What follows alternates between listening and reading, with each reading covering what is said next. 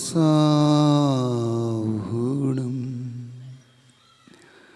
मंगलम भगवान वीरो मंगलम गौतमो गणी मंगलम कुंदकुंदाद्यो जैन धर्मस्तु मंगलम सर्वमंगलमांगल्यम सर्वकल्याणकारकं प्रदानं सर्वधर्माणां जैनं जयतो शासनं जैनं जयतो शासनं जैनं जयतो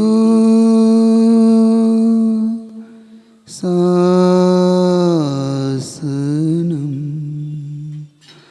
मोक्षमार्गस्य नेतारं वेत्तारं कर्मभूभृतां ज्ञातारं विश्वतत्त्वानां वन्दे तद्गुणलब्धये। पंच परमेष्टि भगवान की वर्तमान के वर्धमान आचार्य प्रवर गुरु विद्यासागर जी महाराज की, आचार्य गुरुदेव की छवि पूर्वर समय सागर जी महाराज की, समस्त मुनि संघ की।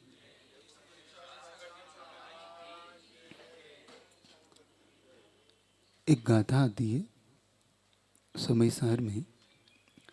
सुध परिचिदान भूदा सवस्य ही काम भोग बंद कहा एयत्तस्सु लंभो नरवीन सुल्भो विहत्तस्य।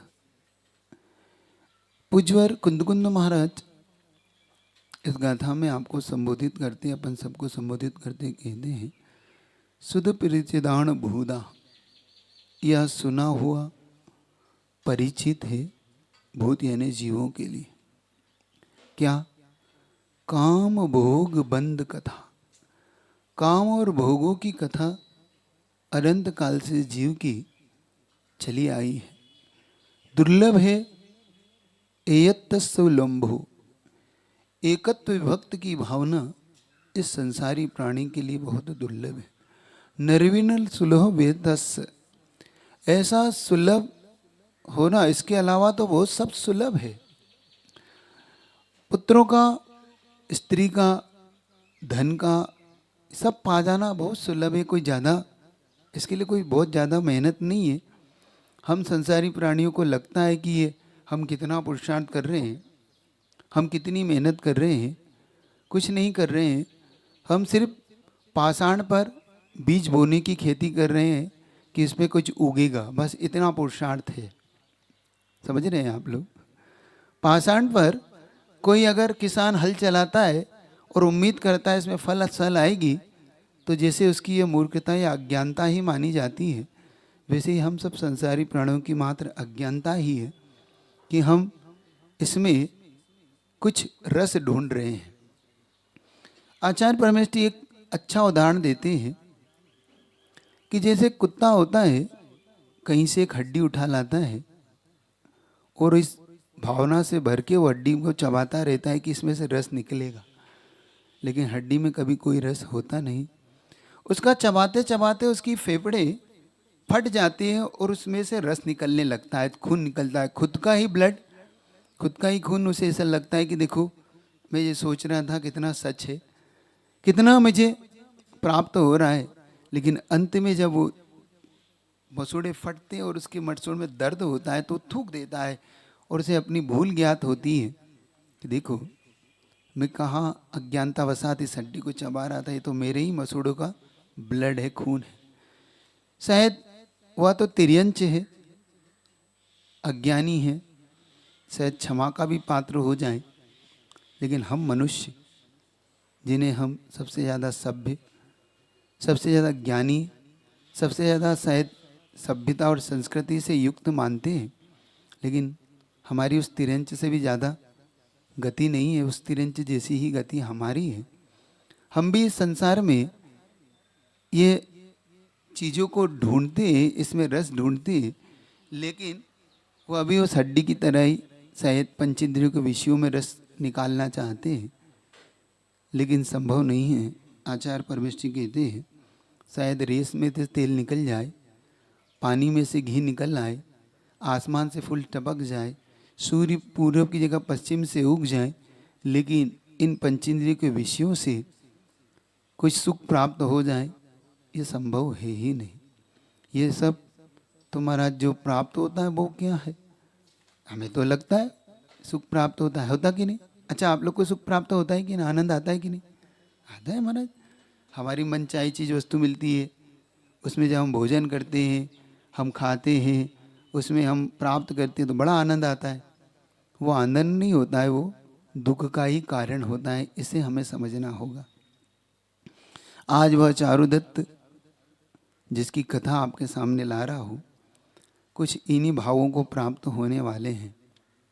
एकत्व विभक्ति की वो भावना भाने का वो पुरुषार्थ करेंगे, वो कैसे करेंगे वो आपके सामने रखता हूँ। वो गंधर्व दत्ता का जब विवाह होने की बारी आती है तो गंधर्व दत्ता कहती है कि मेरे जैसी वीणा बजाने वाला संसार में कोई नहीं है, इसलिए पुरुषार्थ मत करो, कोई भी मुझे, मेरा विवाह नहीं होगा। लेकिन चारुदत्त को जो निमित्त ज्ञानी की बात पे विश्वास था, जो उनके पिता से कहा गया था, गंधर्व दत्ता के पिता से, कि चारुदत्त के साथ इन्हें भेजना, वहाँ पर इनका विवाह होगा।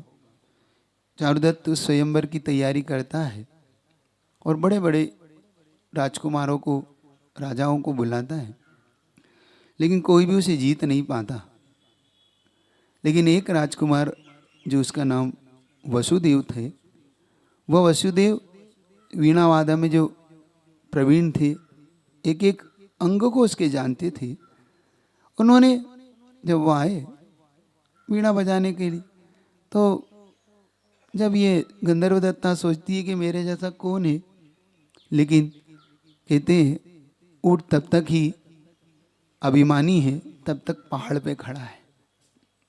जब पहाड़ से नीचे उतरता है तो उसे समझ में आता है कि मुझसे भी कोई बढ़कर होता है।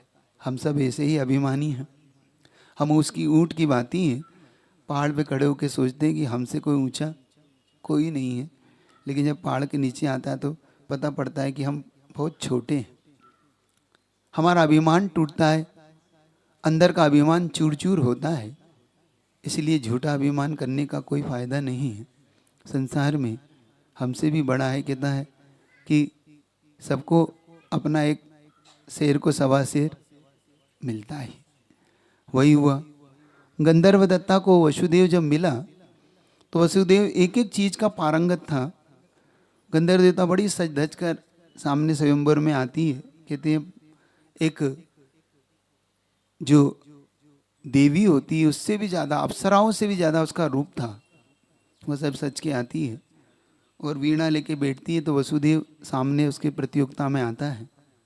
वसुदेव कहता है गंधर्व दत्ता तुम तो ये बता दो कि इसके अंग कितने होते हैं, इस वीणा के, और इस वीणा में कितने प्रकार के स्वर निकाले जाते हैं। बस यही वसुदत्ता फेल हो जाती है, गंधर्व। और वसुदेव उसके एक एक अंग का उत्तर देता है तो सारा अभिमान चूर होता है और गंधर्व दत्ता का विवाह उससे हो जाता है।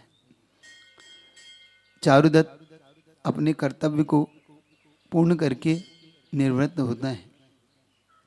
एक दिन सिंहासन पे बैठा हुआ अपनी रानियों के साथ कुछ चर्चा कर रहा था कि अचानक उसे अपनी वैराग्य का कारण प्राप्त होता है। हर प्राणी को संसार में वैराग्य के कारण प्राप्त होते हैं। बस ये बात एक अलग, कि कुछ लोग उसको उपयोग करते हैं, कुछ लोग उसको इग्नोर करते हैं। ऐसा नहीं कि हमें नहीं प्राप्त होते, हमें भी पल पल पे प्राप्त हैं वैराग्य के कारण। लेकिन हमारी लालसा और अभिलाषा शायद इतनी ज़्यादा तीव्र है कि हम झूठे में ही जीना चाहते हैं। हमें वो झूठ को ही सच बना के जीने का हमारा स्वभाव हो गया है, मुझे ऐसा लगता है। हम सब उसमें खुद के ही जाल बुनते रहते हैं, खुद के ही विचारों में हम बुन बुन के, और उसमें सोचते हैं कि ये ठीक है, ऐसा नहीं, ऐसा नहीं, ऐसा नहीं, और उस आभास में जीते रहे। जैसे कुत्ता उस स्वान होता है, वो उसमें सुखाभास ढूंढता है उस हड्डी में, और उस हड्डी को चबाता है। ऐसे हम भी इस संसार में शायद सुख ढूंढते रहते हैं। नहीं आज नहीं कल मिलेगा, उम्मीदों पे जीते, है ना। शायद हमारी आज उम्मीद नहीं कल पूरी हो जाए। तो मैं पूछता हूँ कि भाई ये कभी पूरी हो सकती है क्या? जल को मथते मथते आप पूरा जीवन निकाल लेना, क्या आपको जल में से कभी घी निकलने वाला है? नहीं निकलेगा। नहीं, लेकिन हाँ उम्मीद है ना महाराज, हम पुरुषार्थशील है महाराज, है ना। आप सब पुरुषार्थशील, आपके पुरुषार्थ को धन्य कहता हूँ। कायर तो हम लोग हैं, है ना। नहीं सही है, संसार में जो पाप से डर के भागे वही तो कायर है। आप तो सुभट हैं, आप जैसा पुरुषार्थशील कहाँ मिलेगा जो वही लड़ता रहता है कर्मों से। हम कर्मों से डरे हुए, सही बताएं। जितने मुनि महाराज तीर्थंकर जितने डरपोक हैं, इतने कर्मों से डर के ऐसे भागते और जंगल भाग जाते। ये कि तुम लोग किला लड़ाते रहते हो, सच्चे पुरुषार्थी हो आप लोग, है ना। क्यों पुरुषार्थ हमारा है, आप तो कायर हो महाराज। 1 मिनट में अभी चले जाओगे, यहाँ छोड़ के चले जाते हो, है ना। घर छोड़ के चले आए, माता पिता को छोड़ के आए, कायर है क्योंकि कर्म से डरे हुए थे इसलिए, है ना। पुरुषार्थी तो देखो मैं नहीं कहूँगा, क्योंकि मैं कहूँगा तो आपको बुरा लग सकता है, महाराज ऐसे शब्द लेते हैं, भाषा समिति नहीं है। और आप कहोगे तो पूरी समिति भी हो, पंचायत भी है आपकी। 5 समिति है हम लोग की, आपकी पूरी पंचायत है समझो। तो चारुदत्त को एक निमित्त मिलता है क्या? चारुदत्त की रानी अचानक करते करते उसे छेड़ देती है, एक रानी। और रानी कहती है चारुदत्त से, कहती है राजन आपका यमराज आपके सिर पे क्यों खड़ा हुआ है? चारुदत्त कहता है कौन सा यमराज? हाँ आपके पास खड़ा है, आपको दिख नहीं रहा राजन? कहता कौन सा यमराज की बात कर रहे हो? तो इसे बाल निकाल के इसे तोड़ देती है, समझ गए आप। और एक वाइट बाल, सफेद बाल निकाल के चारुदत्त के हाथ में रख देती है। चारुदत्त कहता हाँ रानी तुम ठीक कहती हो, शायद यमराज का संदेशा चिट्ठी आ गई है। हम चाहे इग्नोर करें, लेकिन यमराज हमेशा हमें संकेत देता है, चिट्ठी भेजता है। हम उस चिट्ठी को नहीं पढ़ते, ये अलग बात है, उसको फेंक देते हैं, बहुत बार होता है ना। आप लोग देखते हैं, पता है ये ठीक नहीं है, फेंको फाको, ये अपने काम के लिए फाड़ के फेंक देते हैं इसे। कभी कभी यमराज की चिट्ठी सबके पास आती है। कैसे आती है उसकी चिट्ठी? जब आपके दांत गिरने लग जाएं, पहली चिट्ठी। जब आपके बाल सफ़ेद हो जाएं, दूसरी चिट्ठी। जब आपके घुटने काम करना बंद करने लग जाएं, तीसरी चिट्ठी। जब आपकी नलियां चौक होने लग जाए, अटैक आने, चौथी चिट्ठी। आपकी चिट्ठी आती है, लेकिन आजकल का प्राणी जरा अलग क्वालिटी का, वो चिट्ठी पे कलर पोत देता है, संदेश बदल देता है। क्या? बाल सफ़ेद के काले करा लेता है। अभी तो नहीं, अभी चिट्ठी है थोड़ी आई है, देखो कहाँ है, सब काले, है ना। मुझे समझ में नहीं आता 70-80 साल के भी काले कैसे हो जाते हैं। कोई विशेष खाते हैं आप लोग? कौन सा आटा खाते हैं आप लोग? दाना दाना खन के? पता नहीं, हम लोग के सबके सफेद हो रहे, आप लोग के, आपको किसी के एक के शायद ढूंढे से सफेद नहीं मिल रही है, सब एकदम। देखो मत करो इग्नोर, ये सब वैराग्य के हेतु हैं, यमराज की चिट्ठियां हैं। तो न चारुदत्त के मन में आता है कि ओहो मैं कहाँ फंसा हूं, शुद्ध परिचिदाणु भूदा सवस्य ही काम भोग बंद कहा। मेरे ये श्रुत परिचित अनंत काल से भोगे हुए ये सामग्री मुझे कभी तृप्त नहीं कर रही। मैं इन रानियों के साथ इतने वर्षों से विचरण कर रहा हूं, इतनी सुंदर से सुंदर एक से एक रानी मुझे तृप्त नहीं कर रही, बल्कि मेरी इच्छाओं को बढ़ाती है। मैं इतने 56 भोग करता हूं, रोज खाता हूं, लेकिन फिर भी मेरा कभी पेट भरता ही नहीं, कभी मेरी जिह्वा इंदु तत्सुट होती नहीं। मैं इतने प्रकार के इत्र लगाता हूं, कभी मेरा मन ही नहीं भर रहा। मैं इतने प्रकार के साबुनों से स्नान करता हूं, इतने चूर्ण स्नान, मेरे 1-1 घंटा मुझे मलमल के नहाते, फिर भी मेरा शरीर गंध छोड़ता है, फिर भी वही गंदी बदबू आने लगती। एक से बढ़ के एक आभूषण, एक से बढ़ के एक सवारी, हाथी घोड़ा मेरे, फिर भी मेरा आखिर संदेशा आ ही गया।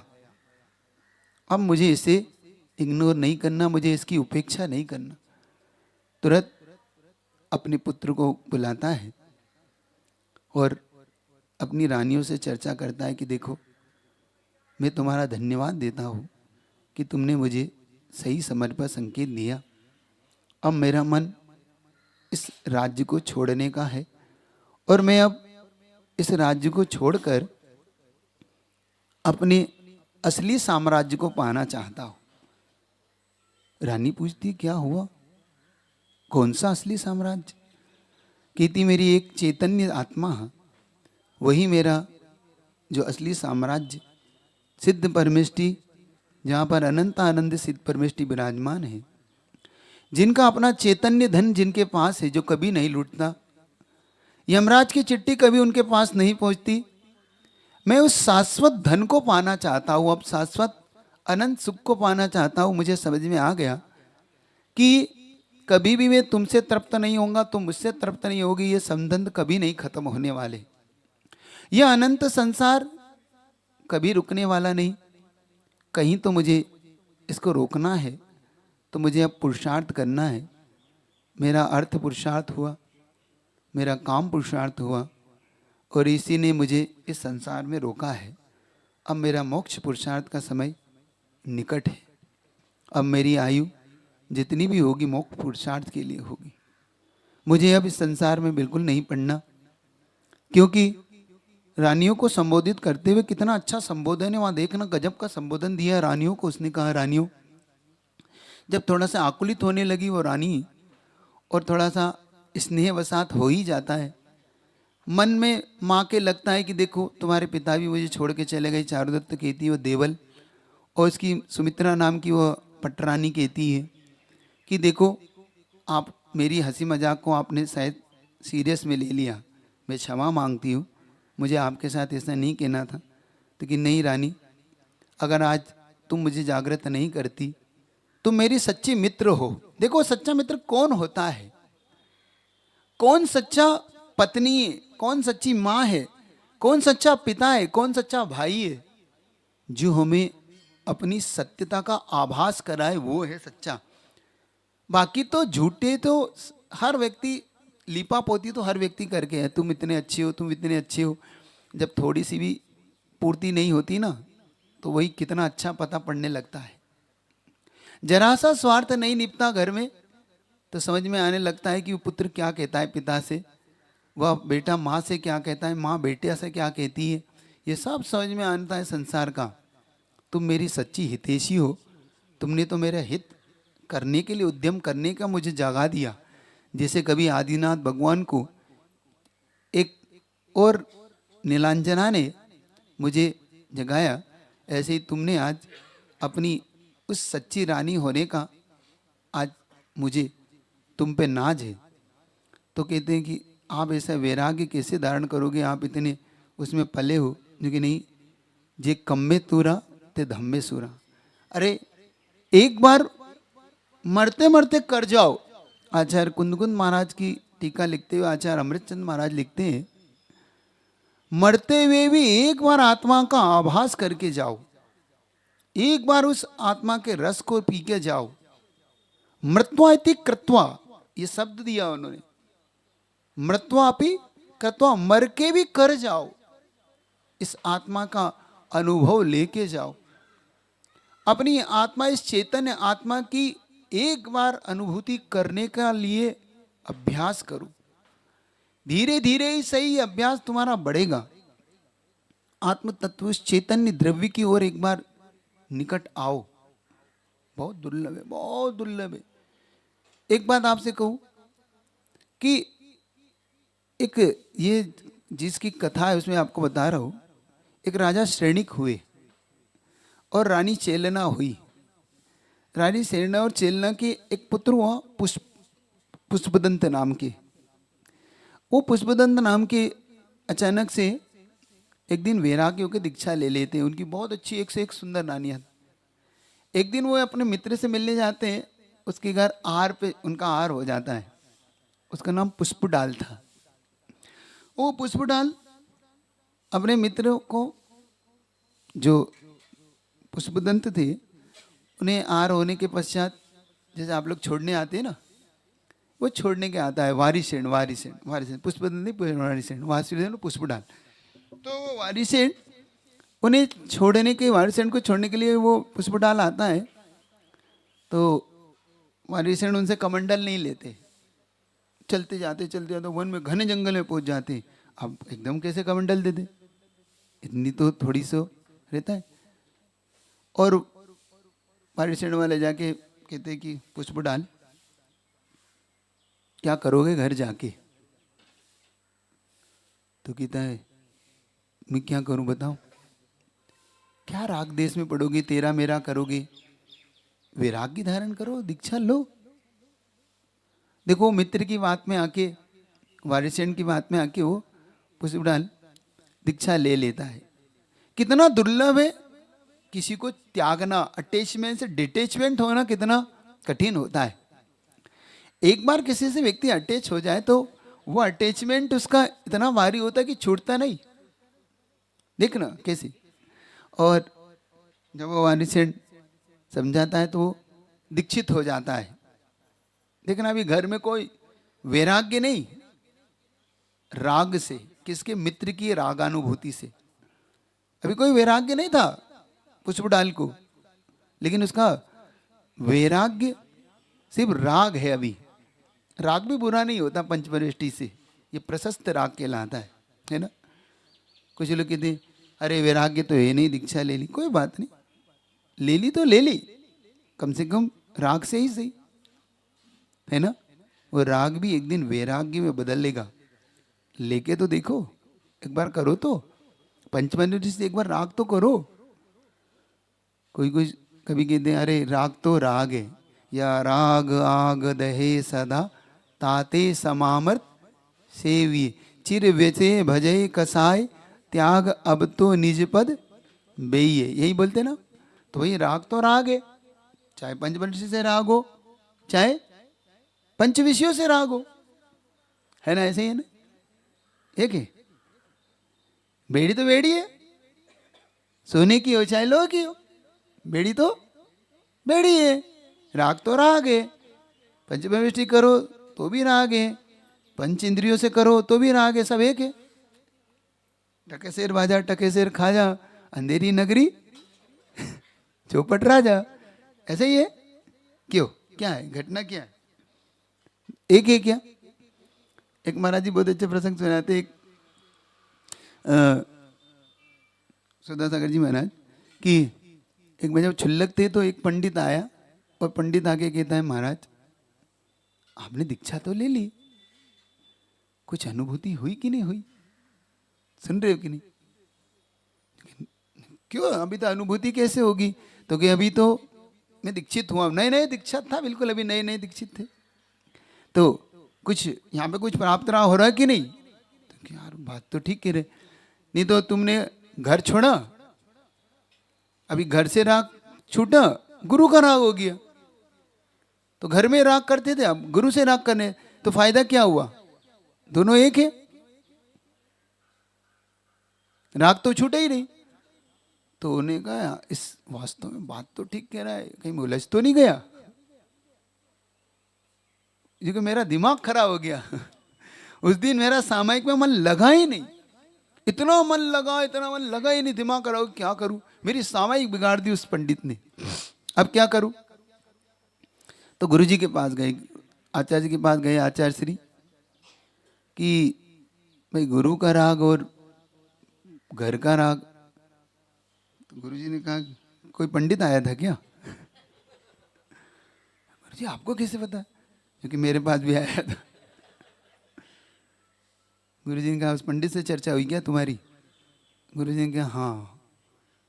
गुरु जी ने कहा उत्तर जो दिया वास्तव में तो क्या करना चाहिए आचार्य ने 2 लाइन में हल कर दिया उत्तर। गुरु जी ने कहा प्रभात में भी लाली होती, संध्या में भी लाली, एक सुलाती एक जगाती कितने अंतर वाली। समझ में आ रही बात? नहीं आ रही? प्रभात में भी लाली होती संध्या में भी लाली, एक जगाती एक सुलाती, कितने अंतर वाली। सुना देंगे मैं समझ गया ऐसी। अब आन दो पंडे को, अब बता रहा हूं। उत्तर मिल गया, क्योंकि प्रभात सूर्य भी उदय हो रहा है, उसमें भी लाली होती है, संध्या में भी लाली होती है, लेकिन अंतर कितना होता है, एक जगा रही है और एक। ऐसे ही पंच इंद्रियों का राग और पंच परमिष्टि का राग एक नहीं होता बंधु, जमीन आसमान का अंतर होता है, जमीन आसमान का। पंच परमिष्टि का राग परंपरा से मोक्ष देता है, पंच इंद्रियों का राग परंपरा से नरक और त्रियंच गति और निगोद देता है, इस संसार में घुमाता है। बात समझ में आ रही नहीं आ रही आप लोग को? आप पकड़ने का पुरुषार्थ करो तो, कि हम सब एक मत, सब खाता बात है एक मत करो। ये सब जब खाता भाई एक कर लेता है व्यक्ति तो गड़बड़ यहाँ पे कर लेता है। तो हमेशा इस बात का विवेक रखो, ये याद रखो। कुछ नहीं, सहन करो, कुछ नहीं होगा। कपूर डाल रहे हो बहुत ज्यादा है, बड़े बड़े कोई बात नहीं, ये भी परिचय है, सब दूर हो जाएगा सभी के साथ सब। तो आप विचार करना, पुष्पराल की कथा सुना रहा हूं, उसे अपनी पत्नी की याद सता रही थी।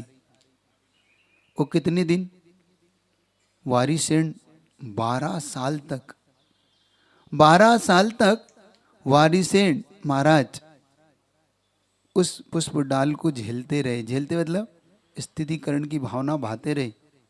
सोचो आप, विचार करना कि कितनी बड़ी सीमा होती किसी चीज की।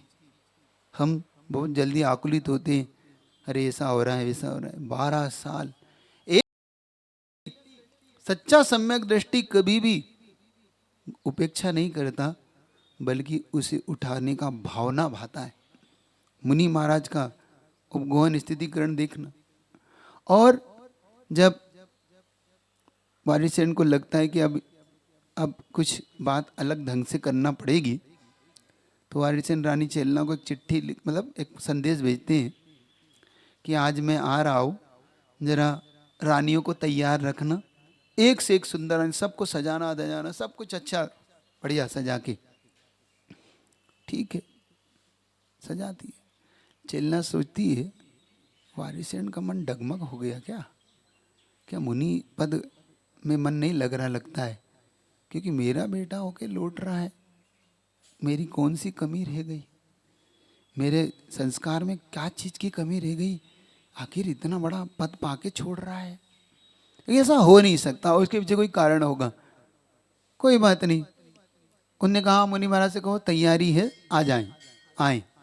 बड़ा स्वागत होता है, बड़ा आगमन कराते। तो चेलना परीक्षा लेती, अभी पता पड़ जाएगा कि अभी अंदर से राजा है कि महाराजा है, अभी अंदर राजा है कि महाराजा है। राजा होगा तो सोने के सिंहासन में बैठेगा, और महाराजा होगा तो लकड़ी के पाटे पे बैठ जाएगा। महाराज समझ रहे हो, मुनि महाराज पना है कि नहीं। कभी कभी श्रावक भी परीक्षा कर लेता है साधु की, ऐसा लगता है मुझे। बड़ा सावधान साधु को हर पल रहता है। तेरी 2 आंखें तेरी और 1000, सतर्क हो जा। ये साधु को सूत्र दिया गुरुदेव ने कि तुम्हारी तो 2 है, तुम्हारी और 1000 है, सतर्क रहो। श्रावक ना जाने क्या मन में भाव ले ले, लेकिन श्रावकों से कहना चाहता हूँ, थोड़ा सा धैर्य रखा करो। शायद जो देख रहा है वैसा ना हो, गलत भ्रम ना पाल लेना, वरना आपका सम्यक दर्शन भी नष्ट होगा और आपकी अंदर की गुरु भक्ति भी नष्ट हो जाएगी। बहुत पेशेंस चाहिए, वारिसेन स्वामी से सीखिए। पहुंचे वारिसेन स्वामी तो समझ गए, पाटा देख के तुरंत लकड़ी की पाकड़े जा बैठ गए। माँ ने कहा ठीक है, मतलब सब व्यवस्था ठीक है, कोई गड़बड़ नहीं। एक पाटा पुष्पदंत को भी दे दिया, उन्हें पुष्पडाल को दे दी। अब एक से एक रानियां आ रही है, सब आरती कर रही, बढ़िया से सुंदर सुंदर सज धज के। और वारिसेन संके कहते हैं पुष्पदंत देखो ये वो रानी है, वो रानी आई है, वहाँ की रानी, वहाँ की रानी।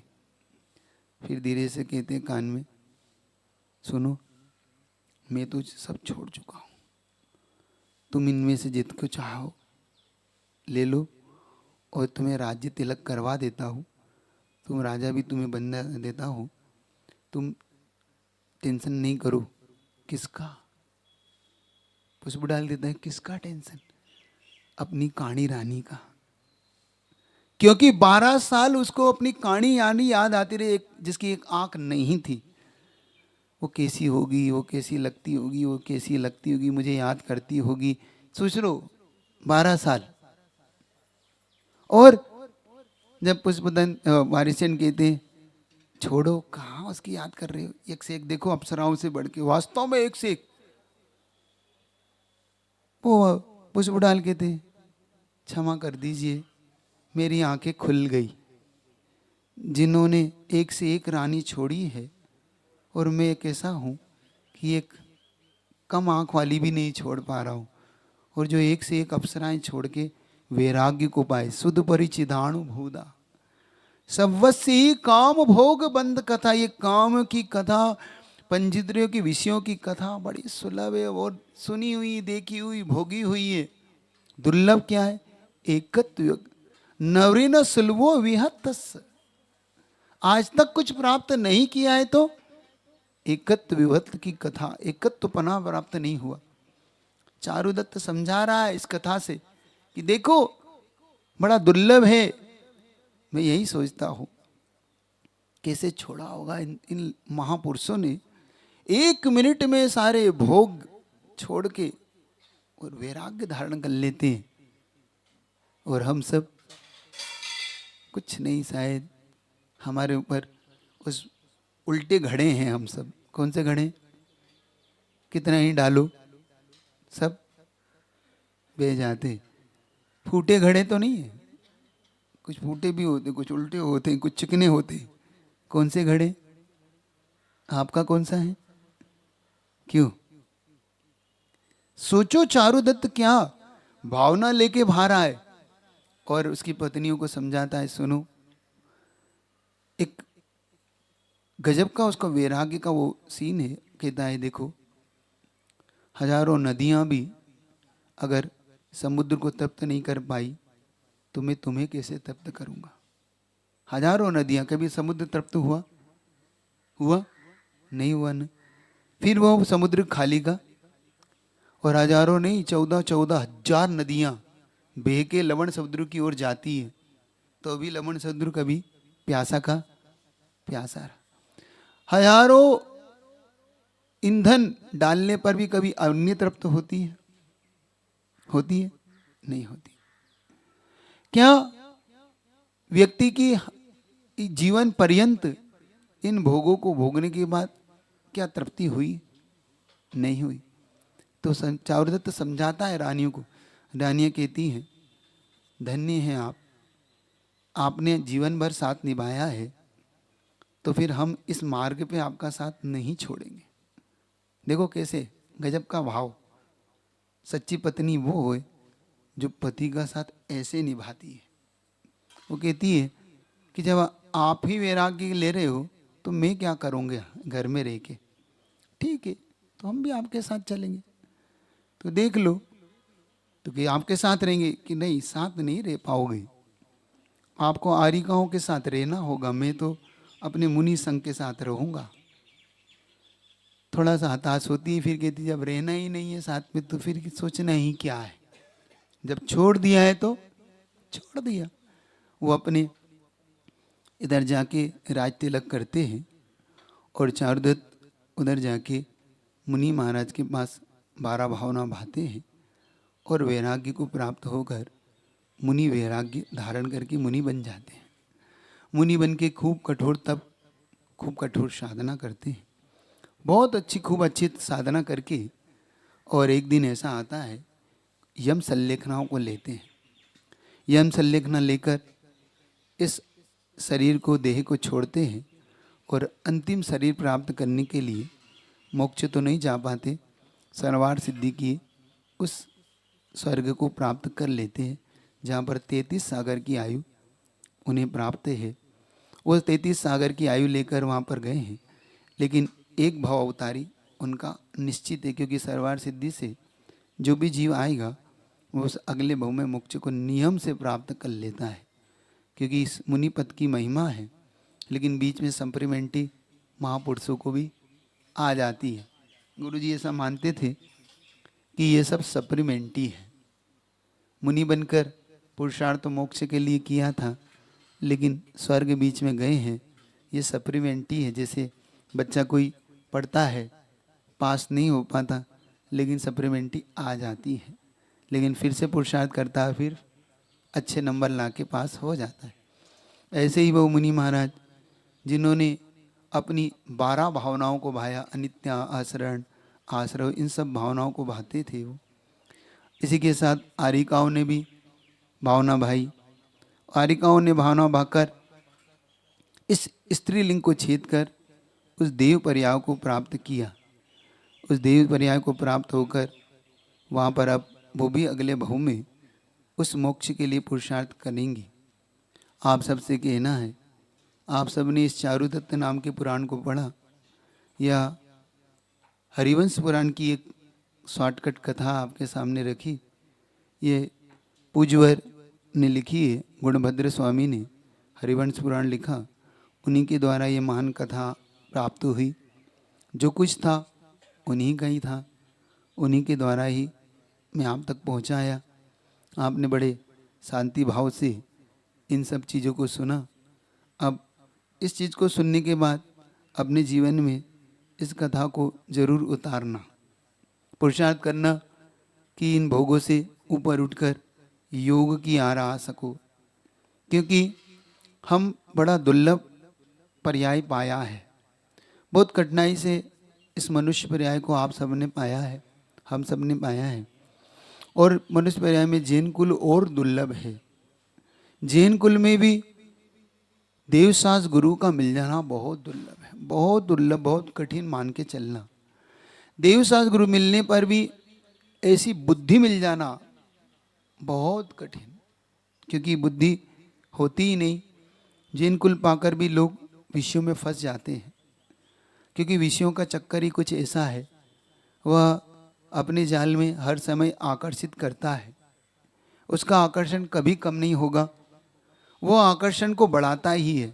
जैसे खाज खुजाने पर जैसे वो और ज़्यादा बढ़ता है। खाज का स्वभाव देखा आपने कभी? दांत खाज हो जाती, दाद हो जाती, तो दांत को जितना खुजाओ वो और खुजने की इच्छा होती है, उसमें और खुजली बढ़ती है, लेकिन वो फैलती जाती है, धीरे धीरे वो बढ़ने लगती है, पूरे शरीर तक में आ जाती है। ये उसका स्वभाव है। ऐसे ही इन पंचेंद्रिय के विषयों को आप जितना खुजाओगे, मतलब जितना ज़्यादा इनको आप अपने तक लाओगे, उतना ही ज़्यादा इसके प्रति आपकी आसक्ति और बढ़ेगी। और ज़्यादा पुरुषार्थ करना इन पंचेंद्रियों के विषयों से ऊपर उठ के। जैसे महापुरुष अपने कर्तव्य करके आगे बढ़ते हैं, तो आप श्रावक भी अपने कर्तव्य को पूरा कर लेना। मैं ये नहीं कहता कि आज ही, लेकिन इतना ज़रूर है, आज सुबह एक अच्छा विषय निकला था संलेखना का। संलेखना बहुत दुर्लभ है, बहुत कठिन है।